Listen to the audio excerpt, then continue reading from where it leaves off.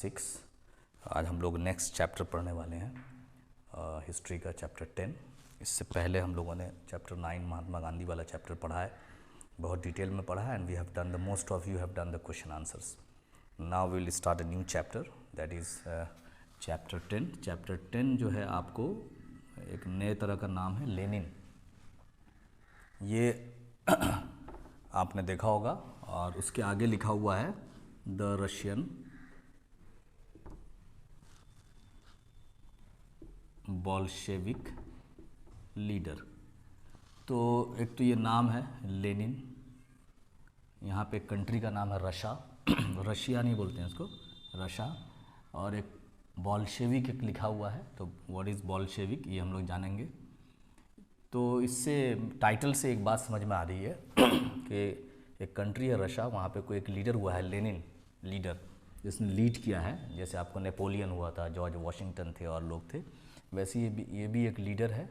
He is from रशा and ये कुछ लिखा हुआ है बोल्शेविक। तो पता करेंगे हम लोग कि बोल्शेविक क्या है, इसमें जानेंगे और ये लेनिन क्या है, ये कैसा नाम है और इनकी क्या स्टोरी है। बहुत ही इम्पॉर्टेंट स्टोरी है।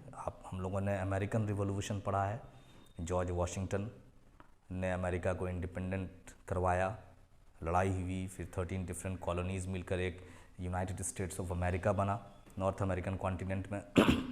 उसके बाद हम लोगों ने बहुत इंपॉर्टेंट रिवॉल्यूशन पढ़ा है, फ्रेंच रिवॉल्यूशन, नेपोलियन वाले चैप्टर में, जिसमें इक्वलिटी, लिबर्टी और फ्रेटर्निटी की बात हुई। फ्रांस वैसे तो अभी बहुत बदनाम है, लेकिन उसकी जो बुनियाद डली थी, बहुत इंपॉर्टेंट वर्ड्स पे डली थी, लिबर्टी, इक्वलिटी और फ्रेटर्निटी के। बराबरी होगा, भाईचारा बढ़ाने वाली चीज़ें होंगी। फ्रेटर्निटी सिर्फ जो फ्रेटर्निटी को बढ़ाएं ऐसी चीज़ों को सरकार प्रमोट करेगी, लेकिन वहाँ पे झगड़ा कराने वाली चीज़ों को प्रमोट करते हैं लोग अब करने लगे, लेकिन उनके फोर फादर्स ऐसे नहीं थे। तो लिबर्टी, इक्वलिटी एंड फ्रेटर्निटी। और उसके बाद जो सरकार बनी उनसे वहाँ पे चल नहीं पाया, तो उसके बाद नेपोलियन आए और नेपोलियन ने बहुत दिन तक बहुत अच्छे से फ्रांस को उन प्रिंसिपल्स पे रूल किया। लेकिन बाद में नेपोलियन भी ओवर कॉन्फिडेंट हो गए, उनसे बड़ी बड़ी गलतियाँ हुई जो आप लोगों ने डिटेल में पढ़ा है, और उन गलतियों की वजह से नेपोलियन का डाउनफॉल आया। तो ये अनदर यूरोपियन कंट्री है। ये कंट्री जो है रशा, या हाफ, काफ़ी पोर्शन इसका यूरोप में भी है, कुछ पोर्शन एशिया में भी है। It is the largest country area wise आप देखेंगे तो बहुत बड़ा एरिया है। अब बहुत बड़ा एरिया इसका अनऑक्युपाइड है, मतलब जहाँ पे लोग नहीं रहते हैं, बहुत ठंड है, कोल्ड डिज़र्ट है। साइबेरिया वगैरह का नाम आप लोगों ने सुना होगा। तो ऐसा है। तो हम लोग इस चैप्टर में इन्हीं चीज़ों के बारे में, कि वहाँ पे रशा में क्या हुआ, लेनिन कब आए, कैसे आए, तो रशा के बारे में पढ़ेंगे। हमने फ्रांस पढ़ लिया, हमने अमेरिका पढ़ लिया, now we are going to read about Russia. तो एक बहुत इंपॉर्टेंट रिवॉल्यूशन अमेरिका में पढ़ा हमने, George Washington, American war of independence, उसको अमेरिकन रिवॉल्यूशन बोलते हैं। उसके बाद हमने पढ़ा फ्रेंच रिवॉल्यूशन, जिसमें हम लोगों ने पढ़ा नेपोलियन के बारे में, और वो 3 जो प्रिंसिपल्स थे, लिबर्टी, इक्वलिटी एंड फ्रेटर्निटी के बारे में। और तीसरा जो हम लोग पढ़ने जा रहे हैं, ये रशा, इसको आप कह सकते हैं रशियन रिवॉल्यूशन। ये थोड़ा अलग था इन दोनों से। American was inspired from France, French revolution was inspired from American revolution. इसमें कुछ अलग और भी चीज़ें ये लोग लेकर आए। उसके बाद रशा जो था थोड़ा इनसे अलग था, वहाँ पे एक रिवॉल्यूशन आया, एक मेजर चेंज आया। जैसे फ्रांस में भी किंग था, और किंग बहुत जुल्म करता था लोगों पे, जिसकी वजह से लोगों की हालत बहुत ख़राब थी वहाँ पे, और वो लोग मजाक भी उड़ाते थे गरीबों का। तो वहाँ पे एक रिवॉल्यूशन आया, लोग उसके अगेंस्ट में खड़े हो गए। आप लोगों ने काफ़ी डिटेल में पढ़ा होगा।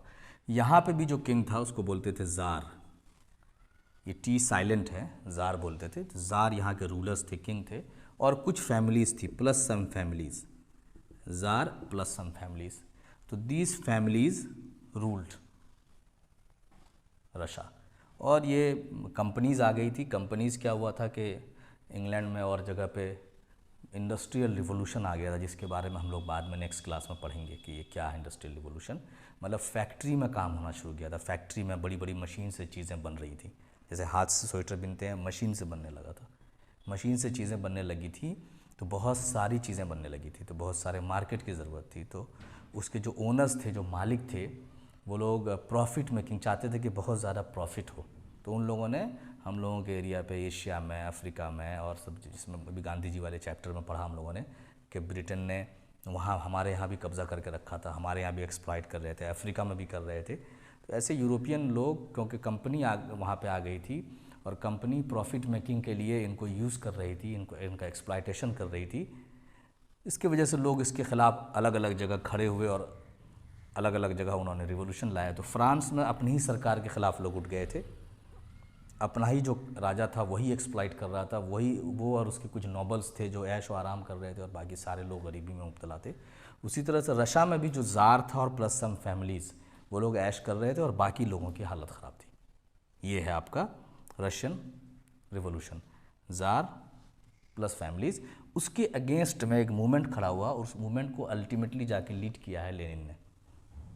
तो इसके बारे में, इस रिवॉल्यूशन के बारे में, इसका क्या कैरेक्टर था इस रिवॉल्यूशन का, इसमें क्या चेंजेस चाहते थे और रशियन प्रॉब्लम क्या थी, वहाँ पे क्या इश्यूज़ था फ्रांस से अलग, यहाँ पे अलग अलग इश्यूज़ हैं, तो उसके बारे में पढ़ेंगे हम लोग, डिटेल में जानेंगे। दूसरा एक बहुत इम्पॉर्टेंट कैरेक्टर है जिसका आप लोगों ने नाम सुना होगा, इसका हो सकता नाम नहीं भी सुने हो, इसका नाम है कार्ल मार्क्स। ये दाढ़ी में एक आदमी आपको दिखेगा और इंडिया में भी इसकी बहुत सारी बातें होती हैं। जो रेड फ्लैग आपको दिखेगा, लाल झंडा लगाए हुए लोग जो होते हैं, और जो जैसे आप कन्हैया कुमार को देखा होगा और लोगों को, आप लोगों ने, तो ये लोग लाल झंडा वगैरह लगाए होते हैं। तो they claim to be a follower of Karl Marx. ज़्यादातर इसमें जो कम्युनिस्ट जिसको हम लोग बोलते हैं, वो दे क्लेम टू फॉलो। अब वो कितना करते हैं नहीं करते हैं that is a different thing, but उनका क्लेम है कि वो कार्ल मार्क्स के आइडियाज़ पे चलते हैं। तो ये कार्ल मार्क्स कौन था उसके बारे में थोड़ा शॉर्ट में दिया हुआ है, उसके बारे में हम लोग पढ़ेंगे कि हु वाज कार्ल मार्क्स। और कार्ल मार्क्स ने, आपके एक पैराग्राफ दिया हुआ है, बहुत अच्छे से दिया हुआ है कायदे से, कार्ल मार्क्स ने कौन सा आइडिया दिया और किस कंडीशन में आइडिया दिया, तो हम लोग थोड़ा सा उसको जानेंगे। उसके बाद लेनिन कैसे आए सीन में, रशिया में इतना बड़ा रोल कैसे लेनिन ने प्ले किया, कैसे हालात हो गए कि उनको आना पड़ा, तो ये हम लोग डिटेल में पढ़ेंगे। तो पहले थोड़ा सा हम लोग कार्ल मार्क्स के बारे में पढ़ लेते हैं, उससे पहले रशिया के बारे में पढ़ लेते हैं। कार्ल मार्क्स जो था वो रशिया का नहीं था, he was from Germany, German thinker था Karl Marx, he was from Germany, Karl Marx was from Germany and Russia, ये लेनिन वॉज फ्रॉम रशिया। तो ये कन्फ्यूजन दूर होना चाहिए। वो एक थिंकर था, उसने एक आइडिया दिया था, प्रॉब्लम क्या था जिसका सॉल्यूशन उसने दिया था, तो प्रॉब्लम ये था, देखिए रशिया, प्रॉब्लम क्या था रशिया में, नंबर 1 कि इंडस्ट्रियल रिवॉल्यूशन आया हुआ था पूरे यूरोप में, मतलब फैक्ट्री आ गई थी, फैक्ट्री थी, बड़ी बड़ी कंपनीज थी, और ये जो प्रोडक्शन वगैरह कर रही थी, इनका पूरा मकसद था profit making. Profit loss chapter आपने किया होगा, profit making is not bad, लेकिन सारा मकसद प्रॉफिट मेकिंग हो जाए ये बुरी चीज़ है। तो सारा मकसद था कि किसी भी तरह से एक्सप्लॉइट करके मैक्सिमम प्रॉफिट को मैक्सिमाइज़ करना है। तो अब कंपनी में कौन काम करते थे, कंपनी में लेबर्स काम करते थे, वर्कर्स काम करते थे, प्लस खेत वगैरह में जो प्रोडक्शन होता था उसमें फार्मर्स, पीजेंट्स काम करते थे, ठीक। तो अब मसला क्या था कि जो लेबर्स काम करते थे, वर्कर्स काम करते थे कंपनी में, और दूसरा ये फार्मर्स थे जो खेतों में, अभी भी देखेंगे फार्मर्स की कितनी हालत ख़राब है, तो खेती में काम खेतों में करते थे।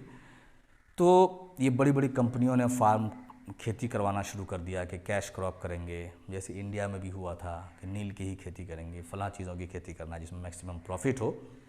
तो इसकी वजह से प्रोडक्टिविटी घट गई फार्मर्स की, फार्मर्स को खाने पीने की दिक्कत हो गई, फूड ग्रेन्स कम हो गया, जिसकी वजह से फार्मर्स को लगने लगा कि खेती जो है वो प्रॉफिटेबल नहीं रहा, तो वो खेती को उन्होंने छोड़ दिया और शहरों में चले गए, जहाँ फैक्ट्रियाँ थी वहाँ काम करने चले गए। जैसे इंडिया में भी होता है, लोग घरों में खेती बाड़ी को छोड़कर दिल्ली चले गए, पंजाब चले गए, वहाँ पे फैक्ट्रियों में काम करने लगे। अभी लॉकडाउन में बहुत सारे लोग वापस आए, तो आप लोगों ने देखा। तो फार्मर्स के साथ यही हुआ कि जब उनकी खेती ख़राब होने लगी, खेती में फ़ायदा नहीं होने लगा, उनका ख़र्चा नहीं चलने लगा, उनको फैसिलिटीज़ नहीं मिलने लगी, तो उन लोगों ने खेती को धीरे धीरे छोड़ना शुरू कर दिया और धीरे धीरे वो शहरों की तरफ पलायन कर गए, जहाँ पर फैक्ट्रियाँ थी वहाँ पे काम करने लगे, इस उम्मीद में कि फैक्ट्री में कुछ सैलरी मिल जाएगी, कुछ पैसा मिल जाएगा, कैश मिल जाएगा, सर्वाइव कर जाएंगे। तो फैक्ट्री वालों ने शुरू में पैसा दिया, बाद में प्रॉफिट, क्योंकि उनका मकसद था प्रॉफिट बढ़ाना, ज़्यादा से ज़्यादा फ़ायदा कमाना, तो उन लोगों ने लेबर का खर्चा, लेबर को देना, जो उनका वेजेस था वो कम कर दिया, लो वेजेस दिया, कि तुमको कम पैसे में ही काम चलाओ। उनके लिए रहने का नज़्म नहीं किया। अभी भी दिल्ली भी आप जाइएगा, वहाँ लोग झुग्गी में रहते हैं, शैंटीज़ जिसको बोलते हैं, स्लम्स में रहने लगे। ख़ुद तो बड़े बड़े घरों में रहते थे, एसी और जितनी बेस्ट फैसिलिटीज़ होती है लग्जरी में। ये रशिया की हालत बता रहा हूँ, रशिया की। वैसी हालत यहाँ पे भी है बहुत जगह। तो ये खुद तो रहते थे, जो फैक्ट्री के मालिक थे, ओनर्स थे, जो पैसा कमाते थे बहुत ज़्यादा, वो तो बहुत लग्जरियस लाइफ रहते थे। लेकिन जो उनके यहाँ उनके फैक्ट्रीज़ में लोग काम करते थे, उनकी बहुत बुरी हालत थी। वो स्लम्स में रहते थे, शैंटीज़ में, छोटा छोटा घर था।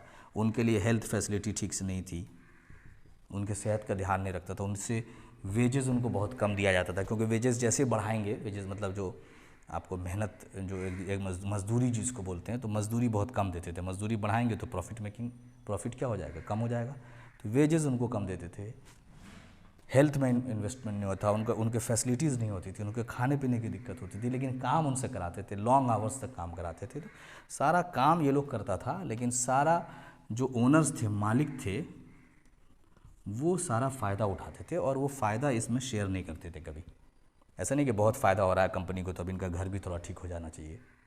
आज कंपनी को लॉस हो रहा था, ठीक है, लेकिन कंपनी का जब फ़ायदा होना शुरू हुआ तो इनका वेजेस थोड़ा बढ़ा दें, इनके लिए प्रॉपर हेल्थ कर दें, प्रॉपर स्कूलिंग कर दें, ये काम भी नहीं करते थे। तो फार्मिंग छोड़ के वो आए, बेटर लाइफ की उनको ख्वाहिश थी कि they want to have a better life अपनी फैमिली के लिए। तो वो आए शहरों में फैक्ट्रियों में काम करने लगे। लेकिन फैक्ट्रियों में भी उनके साथ अच्छा नहीं हुआ, उनके साथ धोखा हो गया। फैक्ट्रियों में भी उनके साथ उनको लो वेजेस दिया जाने लगा, वो स्लम्स में रहने लगे, वो पैथेटिक कंडीशन में रहने लगे, वो बीमार पड़ते थे, उनको कोई देखने वाला नहीं था। ये सारी चीज़ें उनके साथ फैक्ट्रियों में होने लगी। तो अब वो कहाँ जाएं? खेती में प्रॉफिट नहीं है, यहाँ पर आए तो यहाँ नहीं है, यहाँ स्कूल नहीं है, कॉलेजेस नहीं है, स्टूडेंट्स के पढ़ने के लिए नहीं है। तो प्रॉब्लम हो गया वर्कर्स को, जो लेबर्स थे, इनको प्रॉब्लम हो गया पीजेंट्स को, जो फार्मर थे, और प्रॉब्लम हो गया स्टूडेंट्स को। और इनके पास कोई सॉल्यूशन नहीं दिख रहा था, क्या करें। ये बहुत ताकतवर थे, ये जो पूरा रूलर था वहाँ पे, ये सारे बिजनेसमैन की फैमिलीज़ थी, प्लस वो ज़ार था, जो वहाँ का सब मिलकर इस तरह से एक्सप्लॉइट कर रहे थे। And they did not have any option, they were living in poverty. तो ये इन हालात को कार्ल मार्क्स ने देखा। तो कार्ल मार्क्स, ये सिर्फ रशिया का हाल नहीं था, ये जहाँ भी इंडस्ट्रियल रिवोल्यूशन आया था यूरोप में, सब जगह का हाल था ये। तो कार्ल मार्क्स जर्मन था, रशिया के कंडीशन को नहीं देख रहा था, लेकिन इंडस्ट्रियल रिवोल्यूशन की वजह से, फैक्ट्री सिस्टम और प्रॉफिट मेकिंग की वजह से जो प्रॉब्लम्स आई थी उसको वो देख रहा था। तो उसने कुछ आइडियाज़ दिया कि इसको ख़त्म करने का एक तरीका है। बहुत सा आदमी अपना मेथड्स देता है, अब इसका मेथड सही है गलत है वो that is a different thing, but उन्होंने एक आइडिया दिया। तो उन्होंने जो मेथड दिया वो देखते हैं क्या मेथड दिया। बहुत बड़े बड़े लोगों को, जो कार्ल मार्क्स के फॉलोअर भी अपने आप को मानते हैं, उनको भी बहुत ज़्यादा क्लियर नहीं है कि सॉल्यूशन क्या दिया था उन्होंने। तो सॉल्यूशन उन्होंने क्या दिया, 3-4 पॉइंट का उनका सॉल्यूशन है, बहुत सिंपल सा सॉल्यूशन है उन्होंने, कि ये चीज़ तो क्लियर था कि एक्सप्लॉयटेशन है बाय द ओनर्स एक्सप्लॉइट कर रहे हैं। किसको एक्सप्लॉइट कर रहे हैं? लेबर को। ये एक्सप्लॉइट मतलब होता है उनका गलत इस्तेमाल कर रहे हैं, उनको फैसिलिटीज़ नहीं दे रहे हैं, उनके साथ प्रॉफिट शेयर नहीं कर रहे हैं, उनसे ज़्यादा काम करा रहे हैं, उन पर जुल्म कर रहे हैं। These are the exploitations. तो इसका सॉल्यूशन ये निकाला कि सॉल्यूशन ये है कि हम लोगों को उसके पास जाना है। इन्होंने आइडिया दिया पहला कि make them realise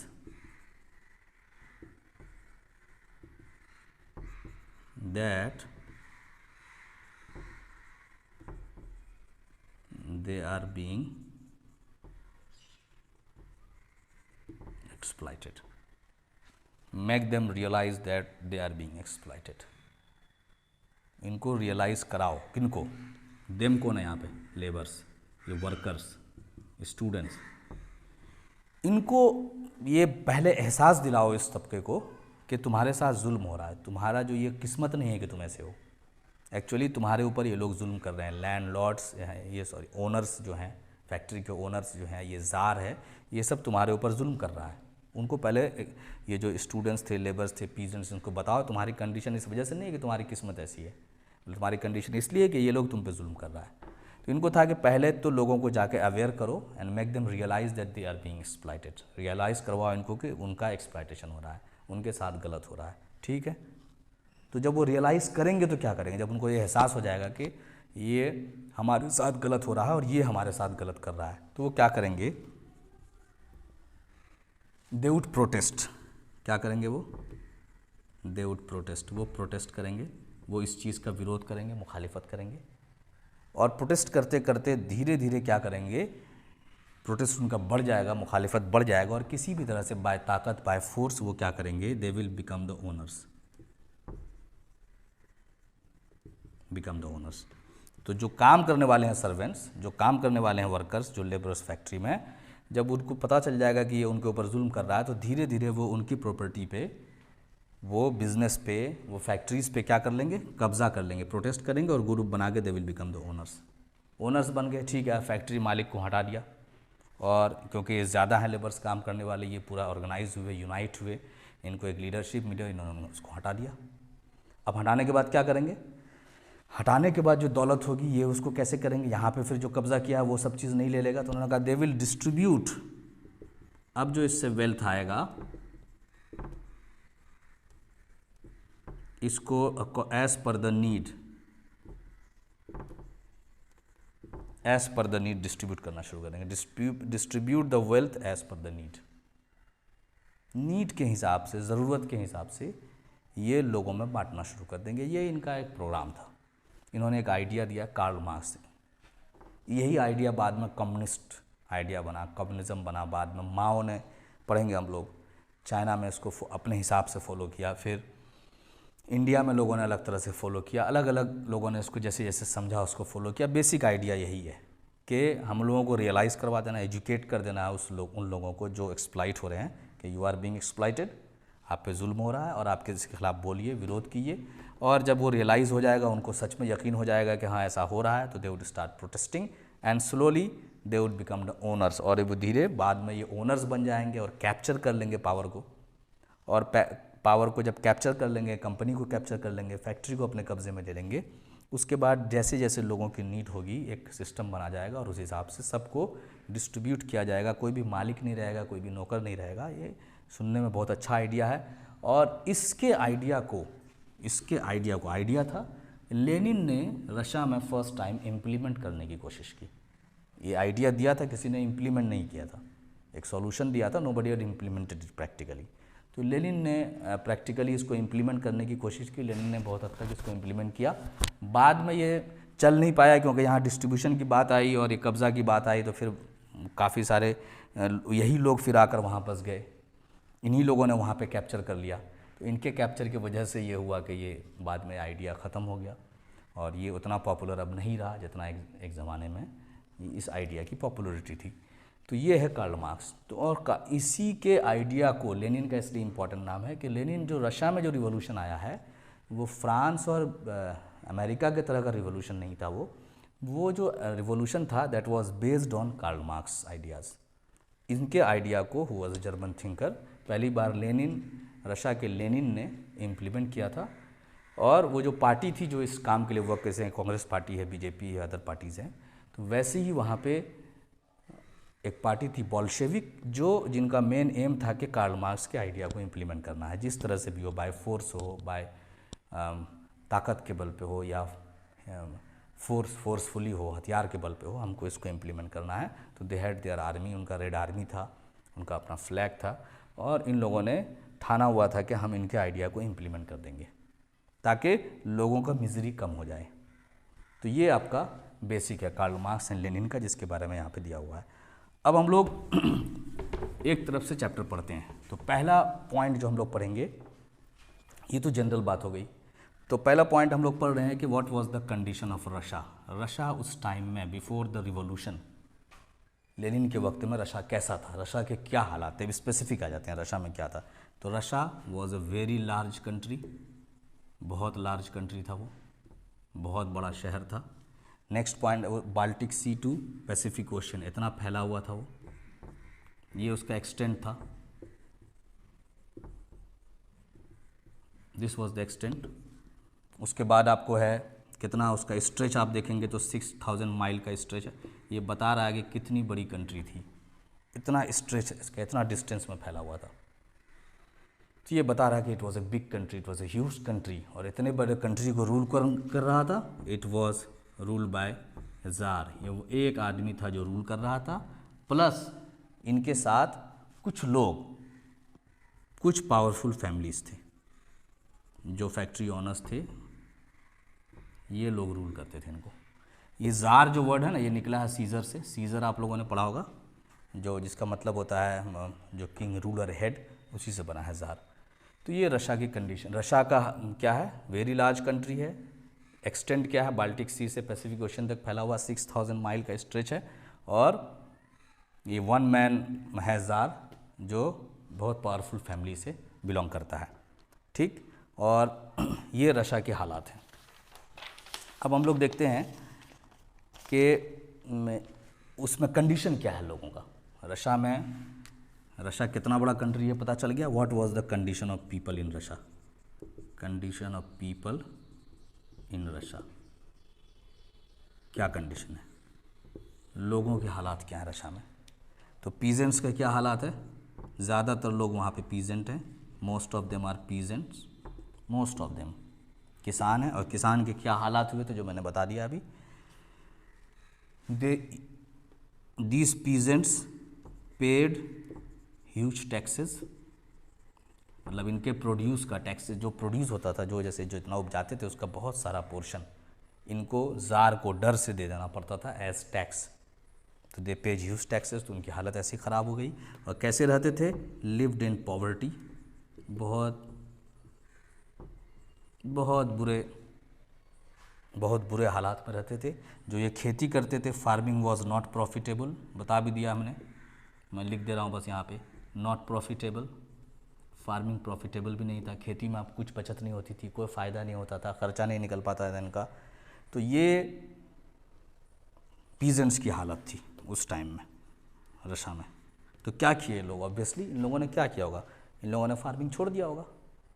they would have left farming, क्योंकि उसमें प्रॉफिटेबल नहीं है, गरीबी आ गई है, बहुत पैसा, बहुत सारा प्रोड्यूस दे देना पड़ता है। और जब इतने बुरे हालात हो गए, जब उनके घर का खर्चा नहीं चलने लगा, तो they went to work in factories. तो कंडीशन ऑफ वर्कर क्या था, workers, condition of workers in factories, conditions of workers in factories.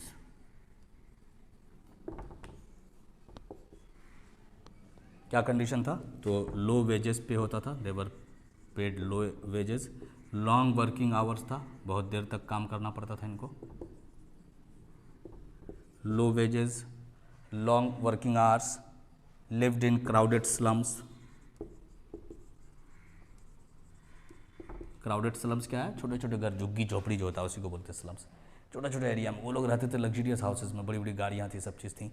इनको रख दिया जाता था बहुत। आप दिल्ली जाइएगा, आप कलकत्ता जाइएगा, तो आपको you will see the crowded slums, कैसे कितने बुरे हालात में रहते हैं। ना हेल्थ कंडीशन है, ना प्रॉपर हेल्थ है, ना एजुकेशन है, ना वेजेस मिलता है उसको, लॉन्ग आवर्स है, मतलब ठीक से आपको, और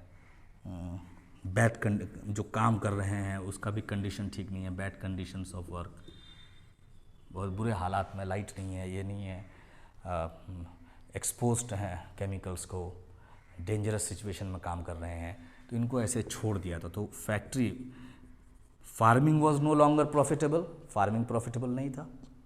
और फैक्ट्री में जो रहते थे,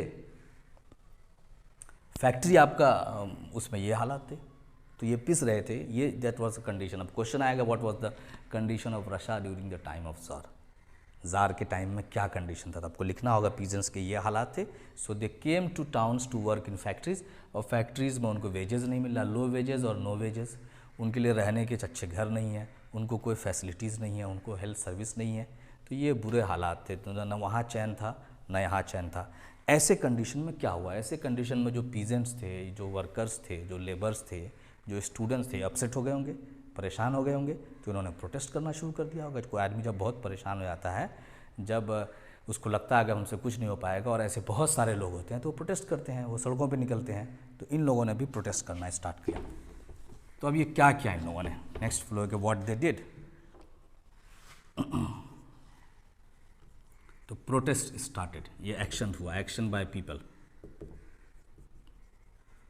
protest started all over the country. धीरे धीरे एक जगह स्टार्ट हुआ, 2 जगह स्टार्ट हुआ, भी हुआ था ना RCCCA में, जैसे यहाँ स्टार्ट हुआ, धीरे धीरे धीरे धीरे धीरे धीरे पूरा फैल गया। तो ये प्रोटेस्ट होना शुरू हो गया पूरे कंट्री में इसके ख़िलाफ़, ज़ार के ख़िलाफ़ लोग जाने लगे। सिर्फ प्रोटेस्ट उनके ख़िलाफ़ नहीं था, लोग जाते रिक्वेस्ट करते थे कि भाई हमारी कंडीशंस ठीक करो, हमें खाना दो, हमारे लिए घरों को ठीक करो। जो अपने डिमांड्स को लेकर जाते थे तो उनको तंग किया जाता था। तो ये प्रोटेस्ट पूरे कंट्री में स्टार्ट होता गया।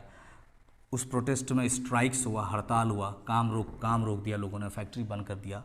उसके चक्कर में राइट्स हो गया इसके ज़ार के पुलिस में, ज़ार के फोर्स में और प्रोटेस्टर्स में। कई जगह राइट्स हुआ, कई जगह गोली चल गई, कई जगह आग लगा दिया गया, जैसे होता है प्रोटेस्ट वगैरह में। तो ये प्रोटेस्ट एक्सप्लोड कर गया, आउट ऑफ कंट्रोल हो गया पूरा। और इतना आउट ऑफ कंट्रोल हुआ कि उनका जो एक ज़ार था जिसका नाम था Alexander second was killed.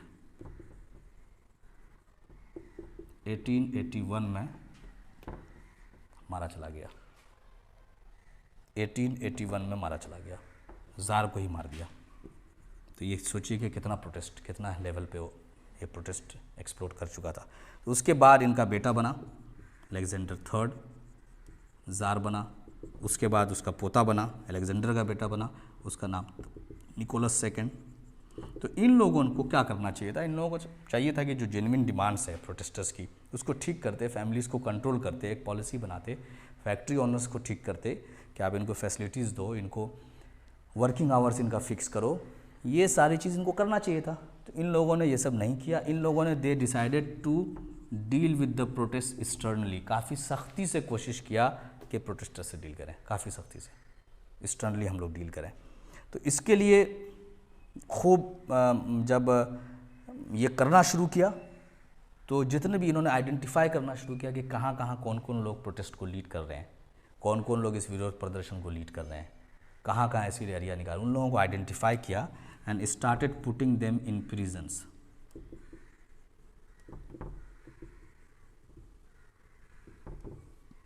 Prisons में डालना शुरू कर दिया उनको, started putting them in prisons, jail में इनको डालना शुरू कर दिया। जेल कहाँ भेजते थे? बहुत दूर, जैसे सजाए काला पानी है वैसे ही भेज देते थे, साइबेरिया, साइबेरिया भेजना शुरू किया। साइबेरिया में ऐसा ओपन जेल था, वहाँ जाके वहाँ घर वर बना हुआ था, वहाँ पे छोड़ देते थे, बहुत दूर था, जैसे यहाँ काला पानी के टाइप से भेज देते थे लोगों को अंग्रेज़ कि उस आइलैंड पे लाकर रख दो, वहाँ से बाहर भाग नहीं पाएगा। वहाँ पे फैमिली वो बांध के नहीं रखते थे लेकिन छोड़ देते थे उस एरिया में। तो जो जो प्रोटेस्ट को लीड कर रहे थे सबको प्रिजन में डालना शुरू कर दिया, सबको साइबेरिया भेज दिया गया। ये काम इन्होंने करना शुरू किया वहाँ पे प्रोटेस्टर्स को लीड करने के लिए। अब क्या हुआ, एक बार 1905 की बात है, उसके बाद हम लोग फिर आएंगे लेनिन की लाइफ पे। 1922 जनवरी 1905, 22 जनवरी 1905 बहुत इंपॉर्टेंट डे है रशिया की हिस्ट्री में, जिसको बोलते हैं ब्लडी संडे। बहुत ही इंपॉर्टेंट डे है, ब्लडी संडे इसको बोलते हैं। इस दिन क्या हुआ, बहुत सारे प्रोटेस्ट, बहुत बड़ा प्रोसेशन था, ह्यूज प्रोसेशन, बहुत बड़ा विरोध प्रदर्शन हो रहा था, बहुत बड़ा मुखालिफत हो रही थी, बहुत सारे लोग उसमें थे। और ये निकोलस सेकंड के पैलेस को इन्होंने घेर लिया। ये डिमांड कर रहे थे, देवर रिक्वेस्टिंग ज़ार, रिक्वेस्ट कर रहे थे, डिमांड पेपर लेके गए थे कि डिमांड करें हमको खाना दो, ब्रेड दो, घर दो, हेल्थ दो। लेकिन निकोलस सेकंड और ये जो अलेक्जेंडर थर्ड था, इन लोगों ने सोचा था कि स्टर्नली डील करेंगे इसके साथ। तो इन लोगों ने इन सब पे गोलियां इन पे मरवा दिया, इसमें से गोलियां चली और किल्ड मोर देन 500 प्रोटेस्टर्स, जो रशिया की हिस्ट्री में ब्लडी संडे के नाम से जाना जाता है। तो इससे लोगों को और पूरे देश में लोग इसके खिलाफ खड़े हो गए कि लोग, गरीब लोग, किसान, स्टूडेंट्स, फार्मर्स, वर्कर्स, ये सब गए थे प्रोटेस्ट करने के लिए अपने सॉल्यूशन के लिए राजा के पास। और उन्होंने गोलियां चला के उसको ब्रेड क्या देता तो गोली दे के मार दिया सबको। तो लोग बहुत गुस्सा हुए, पूरे कंट्री में इनरेज हुए। और बाद में लेनिन इनका, बाद में हम लोग पढ़ेंगे आगे लीडर कैसे बना। तो फिर वहाँ पे एक रिवॉल्यूशन आया। तो ये कंडीशन है पूरा रशिया का, और इस कंडीशन में इस तरह से प्रोटेस्ट चल रहा है।